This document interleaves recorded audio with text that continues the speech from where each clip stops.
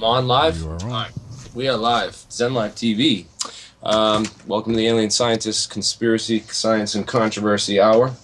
Views and opinions expressed on this program do not necessarily reflect the views of our hosts, our Zen Live TV producers, or the guests we may have on from week to week. We cover a lot of controversial and in-depth issues here, and not everyone's going to agree on everything all the time. That's just how it is, and you come across that any time you get into research in these types of fields. So please understand that and respect that. Today we're going to be talking about Nikola Tesla and really the science behind what he understood and his knowledge.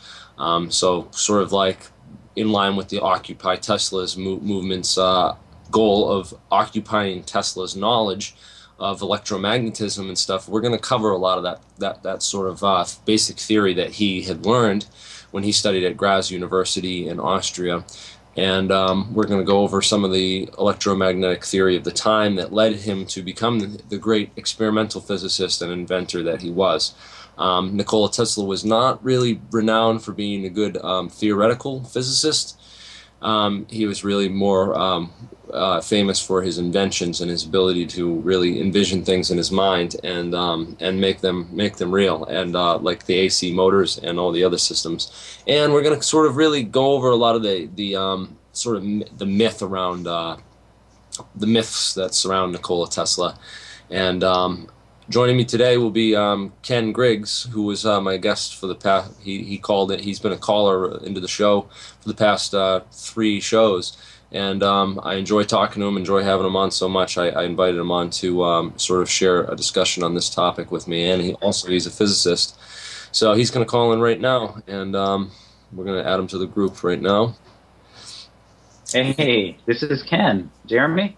Hey, Ken. Welcome to the program. And for those of you who don't know who Ken is, Ken, why don't you give yourself a quick introduction?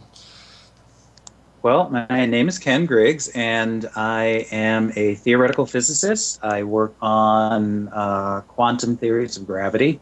And in a last posting, I was working with the Patent and Trademark Office. Let's see. I've got stuff out there online as well on additional information about quantum gravity and stuff like that.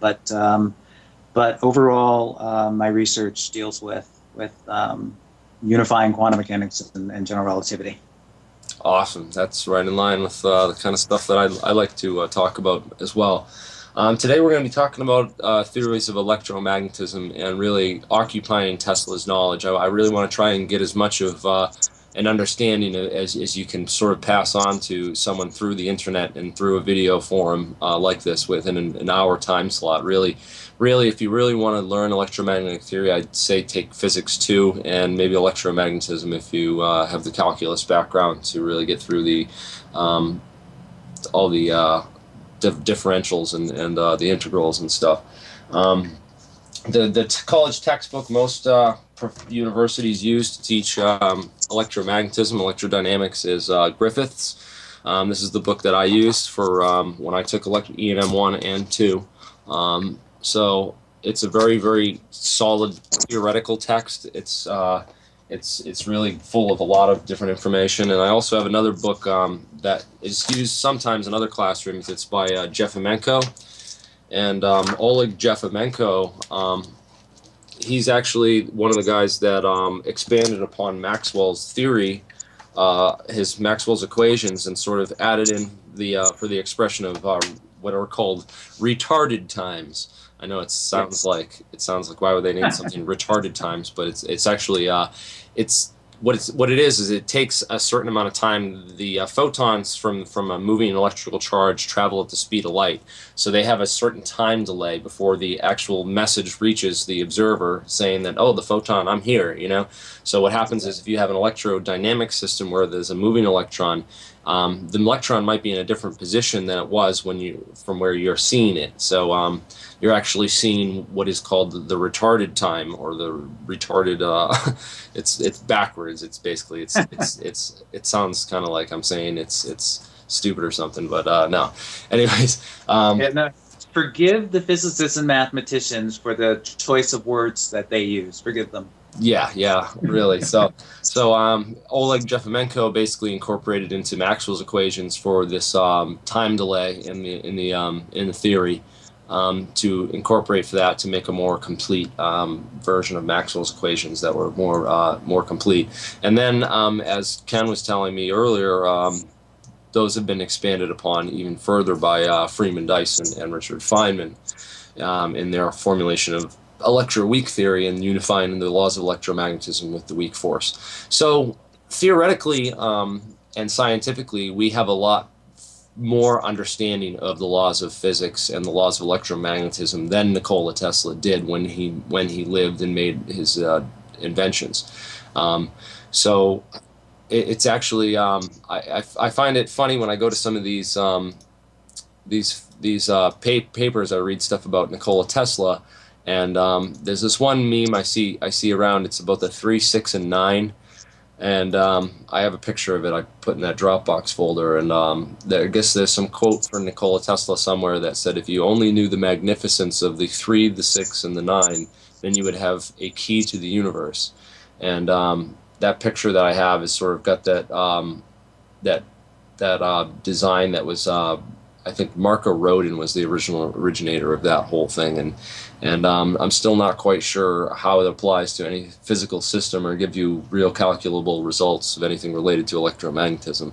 But it's one of these things I see repeated a lot by people who really don't understand the science of electromagnetism or what really Tesla knew or understood in order to make his invention. So supposedly we're going to try and really break down in this hour and explain what the laws of electrodynamics are as far as we understand them to date, and really help people sort of with a more firm understanding of maybe not the mathematical formalisms that are going to be thrown in front of you, but we're gonna physically describe what those mean, and mathematically they give exact results. Those are real numbers that we can calculate, and then you can go out in the lab and measure, and they've been tested by experimental physicists in every college physics classroom that pretty much learns this stuff. You don't just in physics too, more so than because that has a lab, whereas the more advanced theoretical E&M courses don't usually have labs to go with them. Right. But in the labs, you do a lot of these experiments where you put current through a wire and measure the electric field that comes off it. And what happens is if you have a current traveling through a wire, it creates a magnetic field which warps, which loops around the wire actually this way, sort of in the direction of, it's called the right-hand rule. You point your thumb in the direction of the current, and you curl your finger, whatever direction your fingers curl is the direction that the magnetic field goes. And that's just a convention thing. I mean, really, you could say... You could have the left-hand rule, that's right. Yeah, you could have the left-hand rule and just point it the opposite way. So, and it would be the same. So, it's... By the way, is there an image of me coming across? Because I'm making hand gestures, and I'm not sure. No, I don't think so. Unless you have do you have your camera on? No, you don't. I don't think. But I thought I did. Okay. it's so okay. let me do this. Oh, is that all right? Okay. That's fine. If you need me to make any hand gestures, I'm sure I can I can supply that. But anyways, probably there's no middle finger rule. yeah. We go way back in the history of electromagnetism, and probably apparently, like, I think the Egyptians were the first to discover. They made a chemical battery out of grape juice and copper sleeve and stuff they found in these pottery shards, and they were talking about that it was possibly used to make for electro coating of materials. Yes. Somehow, that maybe they figured this out a while back. I don't know how much in-depth scientific knowledge they really had, or whether or not, there's a lot of debates on what kind of knowledge the ancients really did possess, and I really don't think it's on the level of the theoretical understandings that we have today with the mathematical formalisms that have been derived by scientists in the past 150 years. But certainly their accomplishments aren't to be denounced either, because they did figure out a lot of interesting stuff. But probably the first person to really write it down in any sort of academic formalism was Charles Coulomb. Charles de Coulomb was a French physicist and mathematician, and he sort of did a lot of experiments with electric charges, and I believe he might have been was he the first one to discover that electricity and magnetism were related, or he just basically was that Ampere? Coulomb discovered, no, Coulomb was only with the electric charges. It was Ampere. It was Ampere that discovered that there was a relationship between magnetic fields and electric fields. That's right. Right, and then that was even further elaborated upon by Michael Faraday, and that's right. Michael Faraday was really the one. That's right. In fact, Faraday was really the first one to discover that if you moved an electric charge, it caused a strange magnetic field in the area. So yeah, he was really the first one to discover that. I think Faraday was the first to discover that magnetism and electricity were both very deeply related to one another. Ampere was more he was more playing around with currents and actual the flow of electrons through objects and stuff, and Faraday was the first one to really be like, hey, when I put a current through this wire, it creates a magnetic field that goes around, and maybe that's useful somehow. And then someone else said, all right, if I make the magnetic fields and they always curl around this way, well, if I start coiling up wires, I can get all the fields to line up together and make electromagnets and that's right. and other things, inductors and whatnot. So I thought it's really interesting. It's really interesting how like these independent scientists discovered all these things, and then Maxwell sort of formulated them all into Maxwell's equations, where he said, okay, well, we have Ampere's law is here, this is Faraday's law, and Gauss's law, Carl Friedrich Gauss, and his thing, and then of course the no-name law, which is just magnetic fields don't diverge. The divergence of the magnetic field is zero. That means there are no magnetic monopoles. No monopoles. Always you're going to have a north with a south, and the same amount of norths with the same amount of souths, and really yeah. So with those tools, though, basically it was mostly Faraday's law that Tesla used to create his AC motor systems, and he just was able to envision in his head, how can I coil this wire, and how can I arrange these coils of wire in a system that works in a motor or a generator. And that was his first, I believe, his first big invention, was the ability to do that. And that's not to be understated, the complexity that took to envision that in his mind and then put it together, especially with the phase. He had 6 coils in his AC motor, and had it arranged so that they'd switch off when it was, as it was rotating, so that it would charge different pieces of it to get it to work in conjunction to actually spin and generate power and generate a coherent AC current from the motor systems. So, I mean, this is what Tesla did in his lifetime. This is what he was famous for. He made all these generators and hooked them up to hydroelectric power plants in Niagara Falls. There's a statue of him at Niagara Falls standing. By the way, I just want to say it's a statue on the American side. Because when I went to Niagara Falls and I was searching around for it, I'm like, where? No, Canada? I don't see it.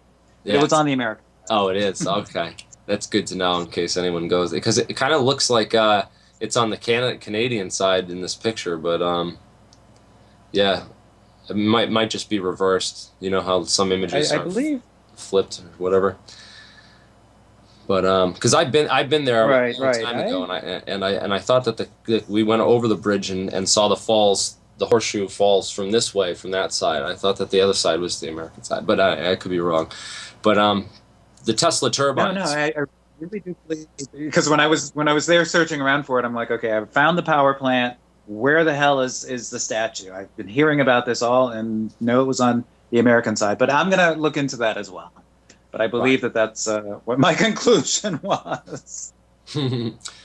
So the polyphase AC generators that Tesla invented, that he's standing on in that statue, those were a remarkable thing to have come up with and invent at the time. You know, nothing like this had been seen Oh, before. absolutely. He actually electrified the Nope. world for the first time, and found a way to bring electricity to people. Up until that point, I think Edison was trying to use DC current and pushing the DC, and That's right. DC breaks off. It drops off really strongly, so it doesn't travel long distances. So it's really hard to send that power over long distances, like all the high tension wires and the power wires that we have. It really Yeah. hard to. It turns out that the best way to send that electricity is to jump it up to a super high voltage and then send it through those high voltage cables down to other power stations, which jump the voltage back down to a usable level for the street wires that people can use. So for Well, long. sorry. Sorry, you can go ahead.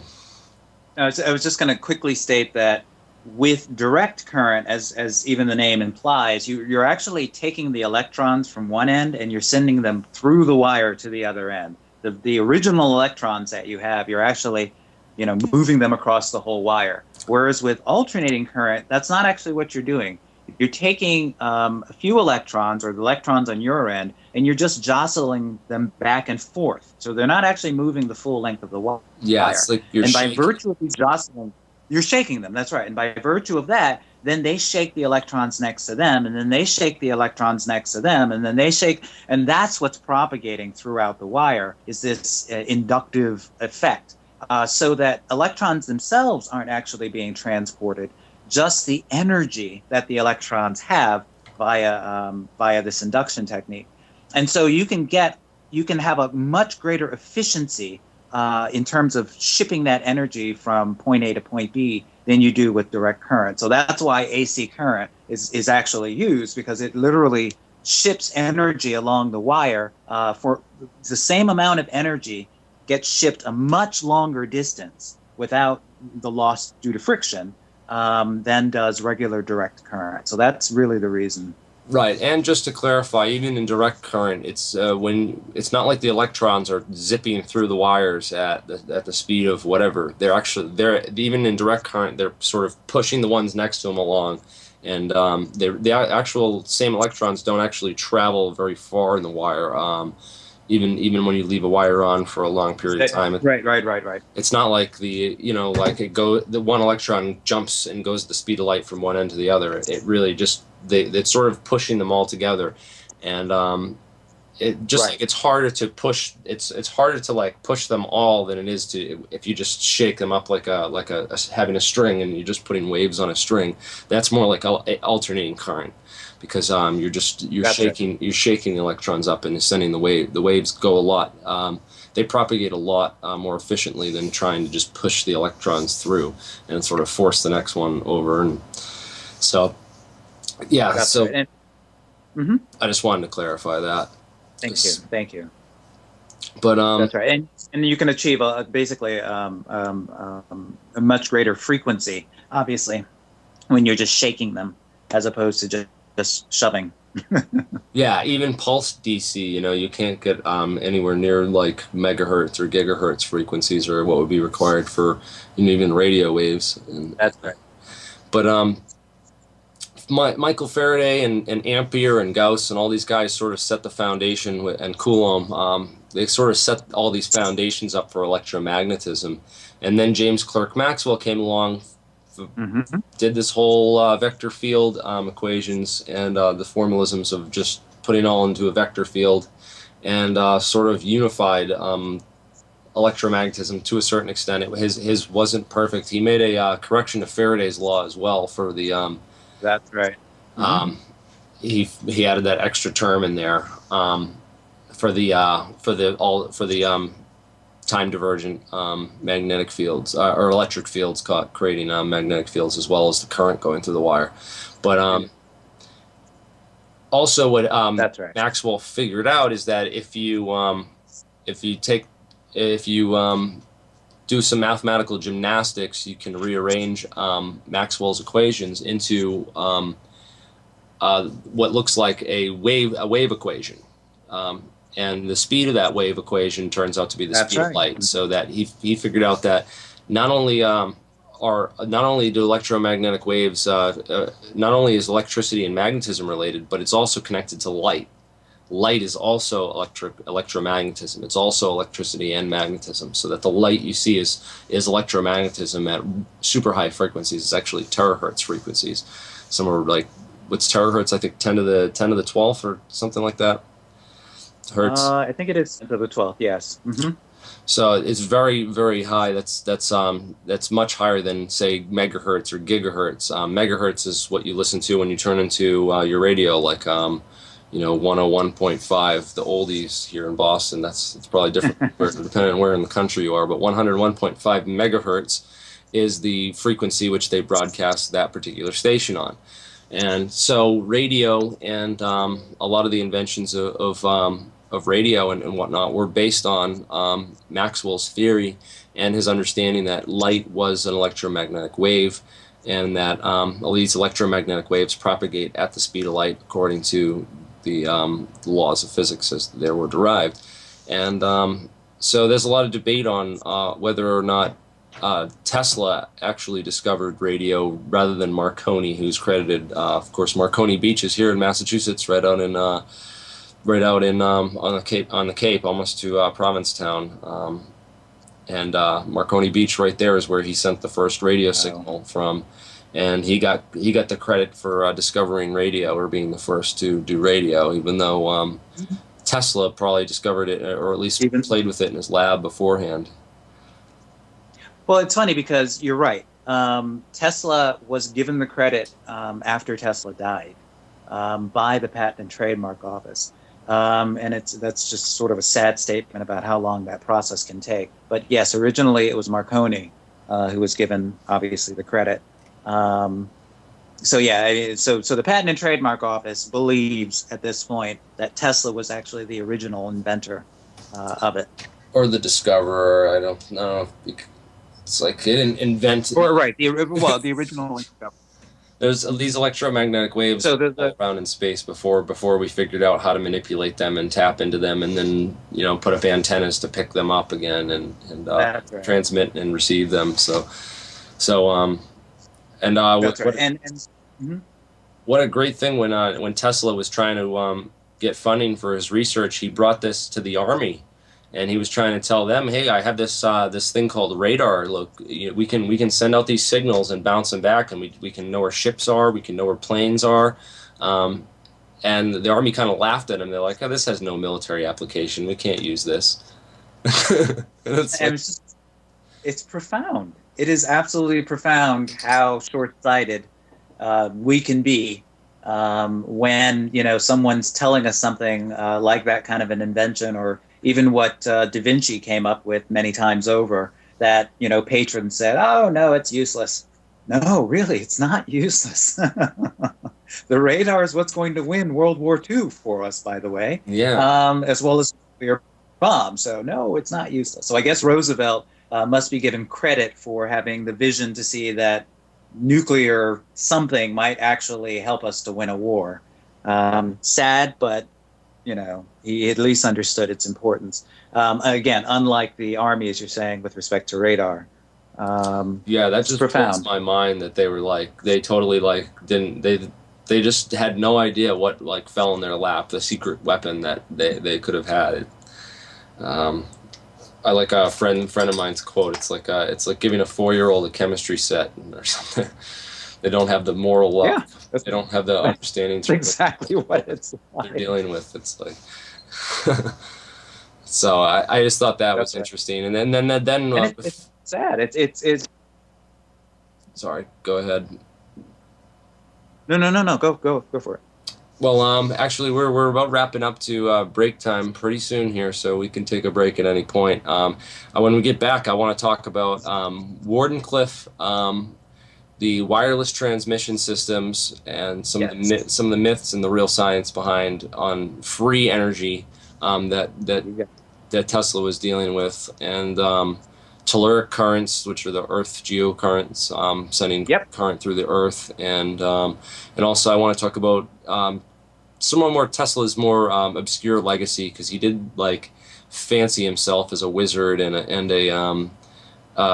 this sort of mad scientist to the world, and he sort of reveled in a lot of articles published on him, portraying him as such, and he sort of liked that air of mystery and wonder, and sort of seemed to like to play into that a lot, especially with we'll talk about the Tesla's death ray, and some of the other things that he was left behind, and then the possibility that maybe he had some other inventions and some other knowledge that was either lost or kidnapped by the FBI, taken when right that we don't know about. So.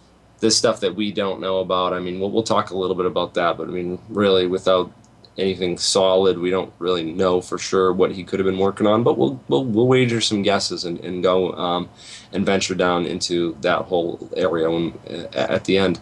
But I'm glad we went over all this stuff for electromagnetism, and I hope that people go out and research Coulomb's law and research who Michael Faraday was or Ampere, and go to the library, and there's books on these people. They were giants of their time. They were like the Stephen Hawkings of their day.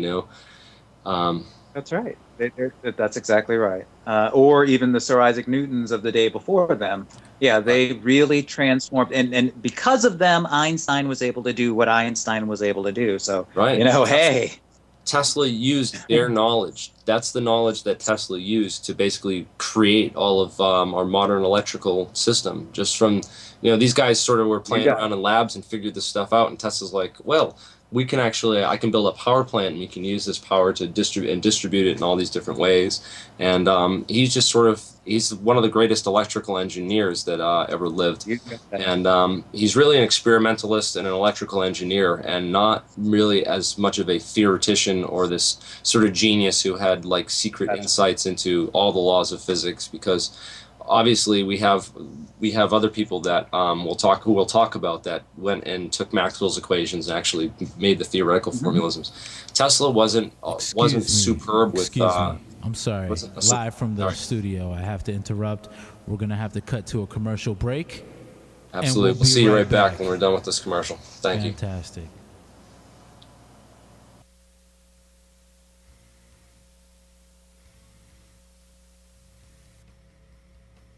We're gonna get you to laugh. We're gonna get you to cry.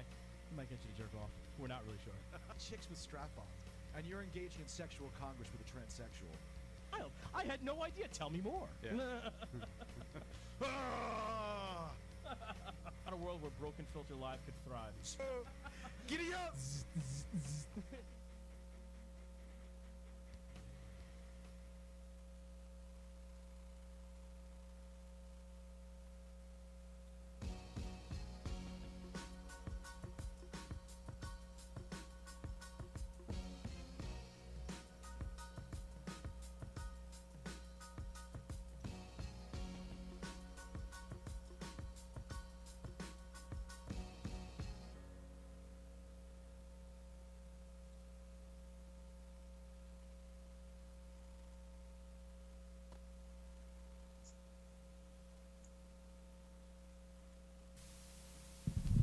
Welcome back from the Zadalza Studios, live in Port Chester. Back to the alien scientist. Thank you, Alex. And we're back. We're talking about Nikola Tesla, his life and legacy, the real science that Tesla had, the knowledge base that he sort of came from, his background, the laws of physics that were really Maxwell's equations were written right around the time that Tesla was graduating from Graz University, I think maybe a couple of years before. And so he was really fresh on the cusp of this new discovery, this new wave of understanding of the laws of electromagnetism. And he used those understandings of the laws of electromagnetism to create his inventions that really rocked the world and really awed the world with his ingenious creativity and the fact that he brought electricity to people and changed people's quality of life, their way of living, and so much more through his inventions. And really wanted to do this opportunity to teach people about what those laws of those laws and those understanding of the science that he used and understood to create most of his inventions, and sort of really try to separate the myths of like what was this guy all about? Did he really have secret or esoteric knowledge of things? How deep did that go? Could he have been onto any kinds of new discoveries and whatnot? And why don't you start out with the we have this Maxwell's new theory, the electromagnetic theorem, with that Freeman Dyson Okay. and Feynman basically came and expanded upon Maxwell's equations to. Yeah, I'm not sure exactly the time period. It's probably back in the 50s and the 60s, but Richard P. Feynman and Freeman Dyson began to work on a generalization of electromagnetism, and in their general, part of the reason for generalizing it was to really look at quantum field theory and place those two concepts in the same formalism. When we're dealing with Feynman diagrams, which are particles interacting and virtual particles and all of that sort of crazy quantum stuff, the form of electromagnetism that appears is not exactly identical to the form of electromagnetism that appears from Maxwell's equations. And so in their generalization, there are some new concepts. Now, I'm just going to take it one step farther and say that there's a mathematician physicist named Lewis Kaufman who has also put it together, Freeman Dyson and Feynman's ideas in a way that I've been using and learning in my own research, and I you have a picture of that, but essentially the generalization that comes about is that there is a new type of interaction of a magnetic field. Okay, so as a background, two of the mathematical things that we use in Maxwell's equations, one describes how currents flow outwards or flow inwards, and we call it a divergence. But this mathematical tool enables us to measure, again, how charges or currents flow out from a source or how they flow into a sink. And that's how we usually describe current flow. And another tool is called a curl. And what the curl does is to give a number to how something circles around some sort of inner point. So, for example, if you wanted to describe a tornado, you could describe the strength of the tornado by the curling effect of the winds in the tornado. And so this sorry. Curl was described to me in electromagnetism as just if I put a paddle wheel here, which way would it spin and which way would it spin? Mm-hmm. How much would it spin? So that's right. That's right. Another way you got it. About it. So it's a mathematical tool to give you a number associated with the spin, such that the more it's spinning, the tighter the spin, the greater the number. And the same thing again with this divergence, which tells you how does something flow out, how does something flow in, and sort of like a waterfall, or truly a sink. What's the intensity of that flow as something is coming out of or going into a sink or a source. And these are the two main mathematical tools that Maxwell used. And so by virtue of those tools, one can ask questions like, what's the strength of a magnetic field? Because we know that a magnetic field is associated with current flows, it's associated with what might be called little eddies or tornadoes in an electric field. But the bottom line is that these tools, it's a neat and simplified way of looking at electric fields and magnetic fields. The reason why I'm bringing it up is because in the generalization of Maxwell's equations, we find that the new term that Freeman Dyson and Feynman, as well as Kaufman, brought to bear, is something called a magnetic field cross a magnetic field term. It's a term Laplacian. that, it's not the Laplacian. No. It's B cross B, we call it. And the B cross B field, yeah. B cross B. And so this is a new thing that traditional electromagnetism, classical electromagnetism, does not have. So basically what it's measuring is how curly, how circular, how tornadic is the magnetic field. Okay? And essentially what we believed before is that the magnetic field does not have this kind of a property. That when you actually look at how things are curling with respect to each other, B cross B is zero. Right. Just in pure electromagnetic theory, pure theory of curls, it has to be a zero term. But what, again, Feynman and Dyson and Kaufman discovered is that no, it's not. Because we're not using, and this is another thing, is we're not using scalars, we're using something called matrices to describe these electric fields and these magnetic fields, etc. So the bottom line is that in this generalization, this new term causes causes compasses to spin rapidly. So instead of the needle just pointing in one direction, it's actually spinning. So that's what that term, that's how you measure, you might say, that term. And obviously, with respect to how people are talking about UFOs or how people are talking about, ley lines, et cetera, et cetera, et cetera, this is sort of a common feature that they seem to talk about, or the Bermuda Triangle or stuff like that. So So what I'm trying to get across is that there is actually a physics generalization of electromagnetism that does have this strange but very tiny property.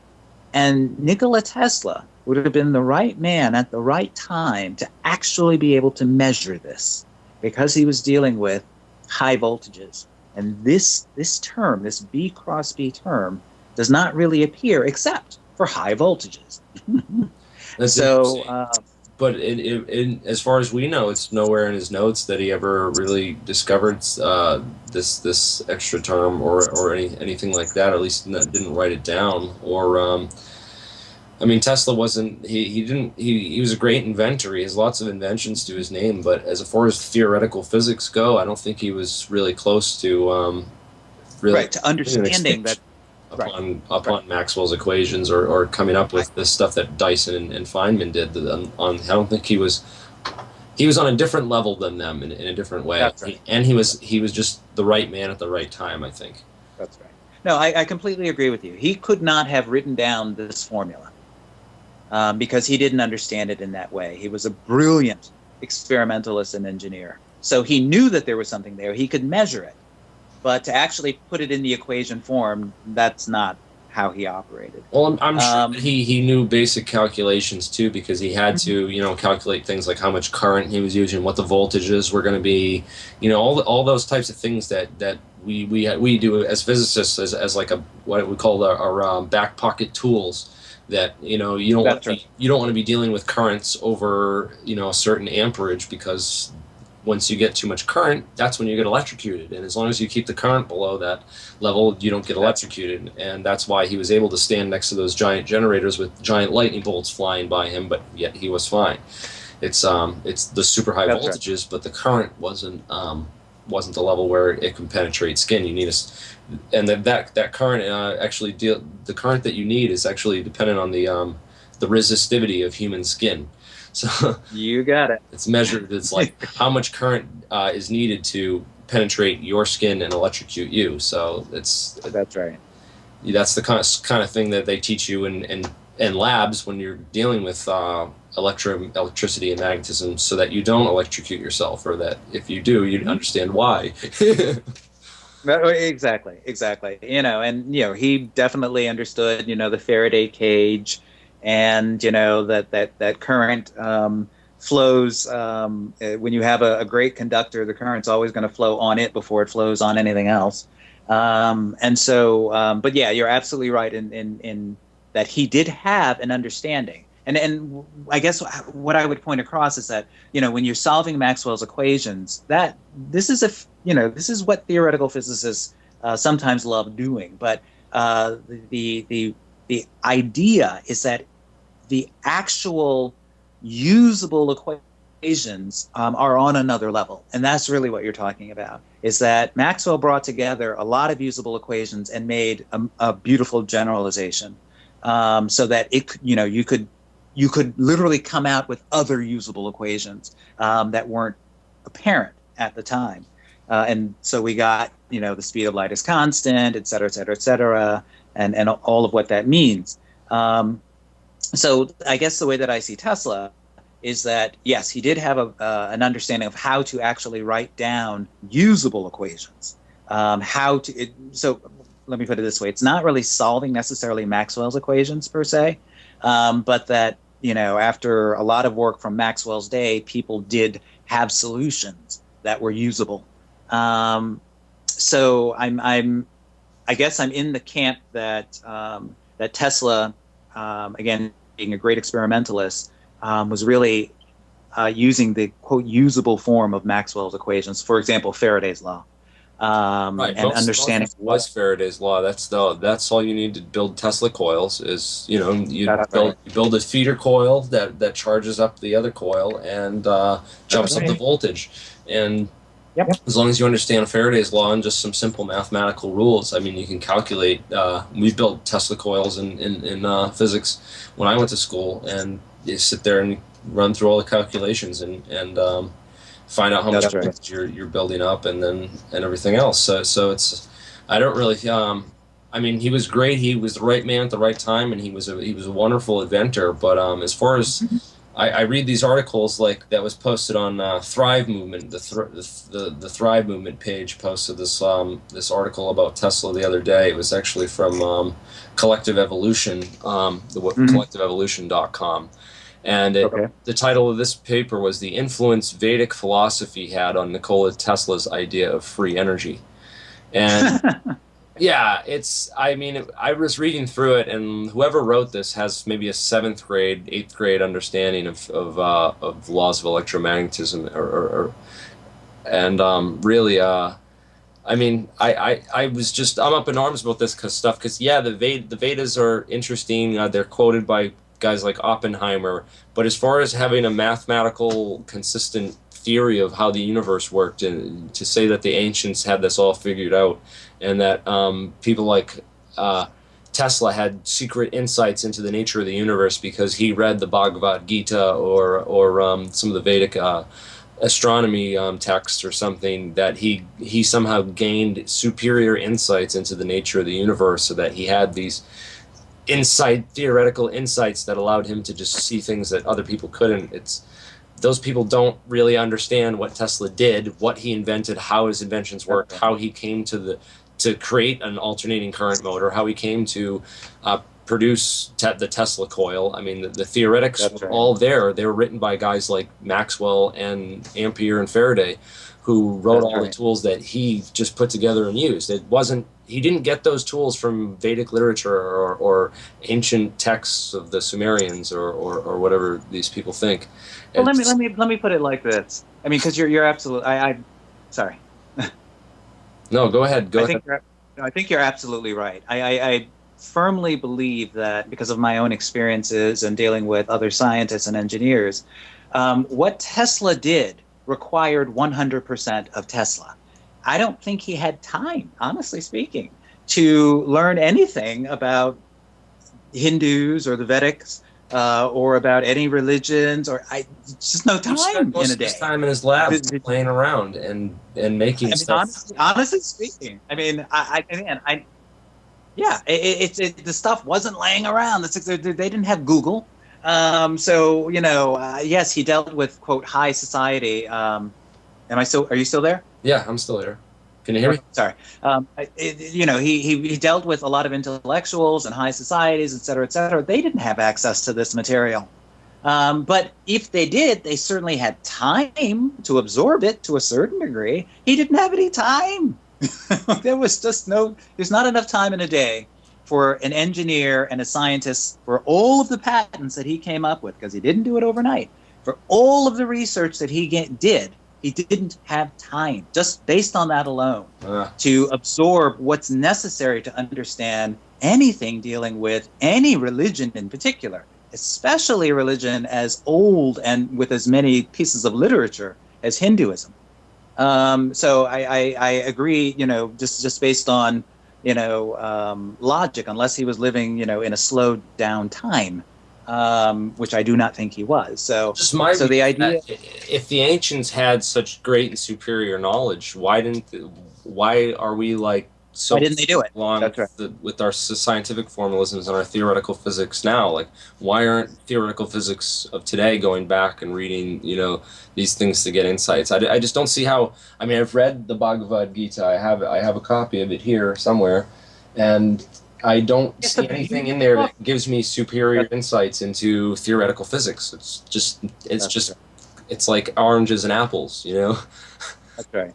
That's exactly right. And this is exactly the reason why, we look back at the Greeks, because what we're looking for from them, since they had mathematical tools, was, did they actually understand what geometry? Right. Yes, they had a good understanding of geometry, and they could show it. And we still use those same mathematical tools today. But when we go back, as you're saying, into the Vedic literature, we find, no, okay, I know how to meditate now. And this is a great thing, don't get me wrong. But it doesn't quotes on this page too, right, from other things and stuff like it's basically describing that the Akash, it's basically what their concept of an ether is. And I guess there's right, the Akashic records, I believe. There's a bunch of quotes that are in this article and stuff, and I'll link people to it. But as far as I'm concerned, like, Tesla was, he was a great inventor, but there's all this myth and I call it disinformation, misinformation, just about what he did and who he was and what he understood. Yeah. And really the science behind it. There's so many people that give him like superior credit, but really he wasn't that great of a theoretical physicist, because he didn't come up with Freeman Dyson and what Feynman figured out. Right. He didn't come up with electroweak theory. He didn't unify electromagnetic forces with the weak force. The weak force wasn't even known about. They hadn't even discovered quantum mechanics at that time. And that's right.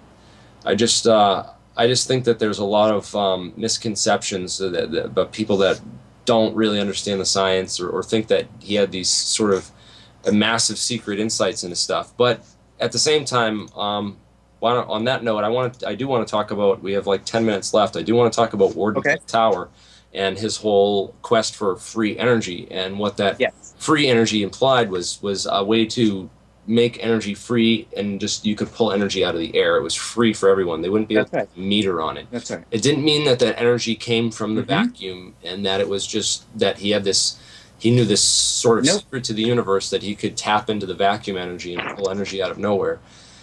And there is also theories that what he was doing with the telluric currents and setting up these towers around the Earth to turn all of the Earth's atmosphere into a giant dynamo, because there is a lot of energy in the Earth's atmosphere. We have lightning storms. The electrical storm that we have unleashes tremendous amounts of power. If we could find a way to harness that power right out of the atmosphere, we could literally power all of our machines, again, for free. Not to say that energy would be vacuum or 0-point energy or any of that stuff. It's free in the sense that you don't have to pay for it. You can't put a meter on it. That's sort of the free energy that I think that he was talking about. That he was talking about. I don't think people have this misconception about that they're going to build a magnetic motor and get free energy from it, because they don't understand things like Lenz's law or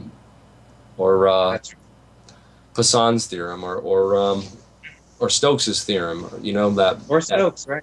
Right.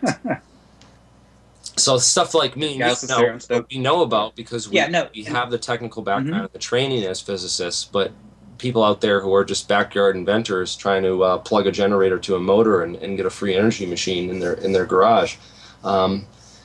They're not going to have that kind of success with that approach. That's right.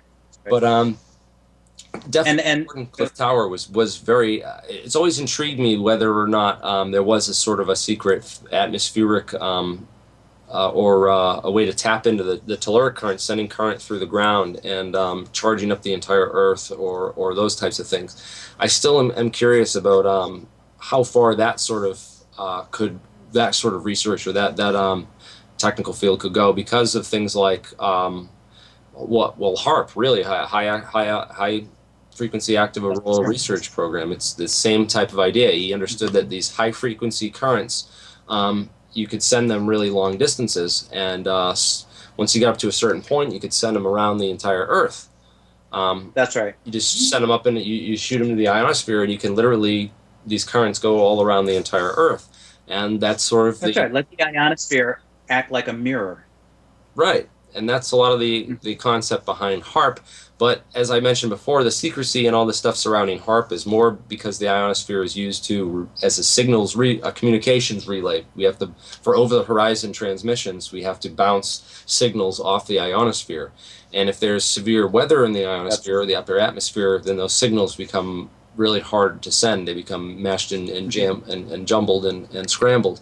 And sort of a lot of the research and military application and the military interest in HARP and those things are because they can disrupt signal communications with HARP. And by turning HARP on, they can sort of block these things like the woodpecker signal, like I talked about in my video that I put together on HARP and the whole theories and ideas about that. But still, there is power in the atmosphere. There might be a way to tap into thunderheads and get power out of clouds, but I don't really know how to do that without a 3-mile tall tower, and are finding some way to plug a lead wire directly into the upper atmosphere and then get it to power to ground. So there are technical problems with that. I mean, theoretically it's possible. There's energy there. There's definitely power there. We can calculate how much it is. Excuse me. Average lightning storm. Sorry to interrupt. We're at the 5-minute mark. I just wanted to ask a question real quick because you guys are special at what you do. I don't fully understand the whole conversation, I'll be honest. But I figure if I can throw in a question real quick because it's kind of relevant to the topic. I don't know if you've heard of I fucking love science.com. It's IFLscience.com. I don't know if you heard of it before. But I follow them on Facebook. They're great, man. Right? They come up with some great categories. But there's this newest one that says cigarette butts can be used to store energy. Now, I just want to throw that in the mix. You guys go ahead and have a wonderful conversation. We got about 4 more minutes. Go ahead. I'd have to read the article because I don't know what type of what they're talking about. I mean, is the foam material in a cigarette butt the filter? Maybe it's a dielectric. You can use it to store charge it up like a capacitor and discharge it. I don't know. Well, I'd have to read the article to see. A billion different ingredients. According to the article, researchers have converted cigarette butts into a material they hope to use as a coating for the electrodes of supercapacitors, electrochemical components for storing huge amounts of energy. Right. That's one of the dielectric pieces on a capacitor. That's kind of what I was thinking along the lines of when you mentioned it. Okay. But it's certainly so the article is basically turning trash into I think that sort of, because they're using cigarette butts, it's sort of this pop culture thing. It kind of gets more attention, and that's sort of why they've made a big deal out of it. But I know there's a lot of other materials that can be used to build anodes and cathodes in capacitors that are very effective. Spinels is one type of it's a crystal that's used. There's a bunch of articles that came out about using spinel anodes. And there's lots of other materials I'm sure they could use, and material science is a very complex and probably a little bit off topic for this discussion. But no, that's interesting. Thanks for bringing that up, because definitely. check that out. For bringing that. But again, it's based. That's basic electromagnetism. And this is sort of on to what Ken was talking about, where you're getting down to the quantum level, because material science and right. what works inside semiconductors and things like that are exploiting these types of things, the quantum interactions of Yeah, and the great case of that is the LED. the LED. Yeah, Okay. perfect example. We've got this very. We all have them. They're in your cell phone screen. All this. They're in most of your monitor screens are LED screens now, unless they're plasma. That's right. But yeah, the same exact idea that these materials, you're exploiting tricks that work. I mean, these things don't appear in the general formulation of Maxwell's equations, but when you start getting into this quantum level, sort of these things appear, and these tricks can be used to build things. So. It's definitely very interesting. But yeah, I thought this was a great episode, man. We're gonna wrap it up. Tesla was a great guy. He was an awesome inventor. I don't think he was the best theoretical physicist, because we have the theoretical physics and the stuff that he understood.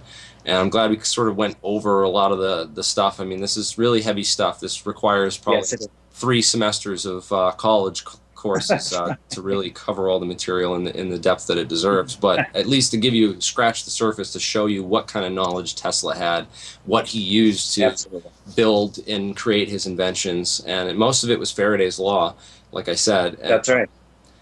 And really, it's there's a lot of the man, the myth, and the legend. You know, there's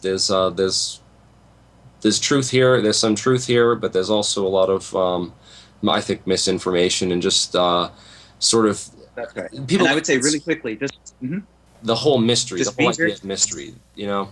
That's right, and that whole idea of mystery wait, promotes 1 minute, deification. 1 minute. Just I'm careful. sorry. Excuse me. Begin to deify. We're about to sign off real quick.